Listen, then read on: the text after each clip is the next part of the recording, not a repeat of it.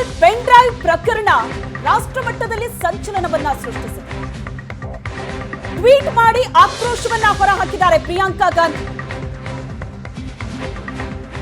ಯಾವ ನಾಯಕನ ಭುಜದ ಮೇಲೆ ಪ್ರಧಾನಿ ಮೋದಿ ಕೈ ಹಾಕ್ತಾರೆ, ಯಾವ ನಾಯಕನ ಪರವಾಗಿ 10 ದಿನ ಮೊದಲು ಪ್ರಚಾರ ಮಾಡ್ತಾರೆ, ಪ್ರಚಾರ ವೇದಿಕೆ ಮೇಲೆ ಆ ನಾಯಕನ ಗುಣಗಾನ ಮಾಡ್ತಾರೋ, ಕರ್ನಾಟಕದ ಆ ನಾಯಕ ಇಂದು ದೇಶದಿಂದ ಪರಾರಿಯಾಗಿದ್ದಾನೆ, ಅವನ ಘೋರ ಅಪರಾಧಗಳ ಬಗ್ಗೆ ಕೇಳಿದ್ರೆ ಹೃದಯ ಕಂಪಿಸುತ್ತೆ.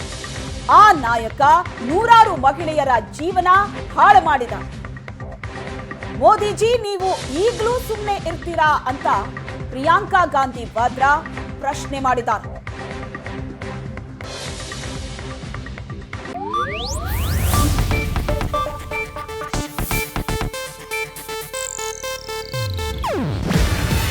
ಇದು ಏಷ್ಯಾನೆಟ್ ನ್ಯೂಸ್ ನೆಟ್ವರ್ಕ್ ಪ್ರಸ್ತುತಿ. ನೀವು ನೋಡ್ತಿದ್ದೀರಾ ಏಷ್ಯಾನೆಟ್ ಸುವರ್ಣ ನ್ಯೂಸ್.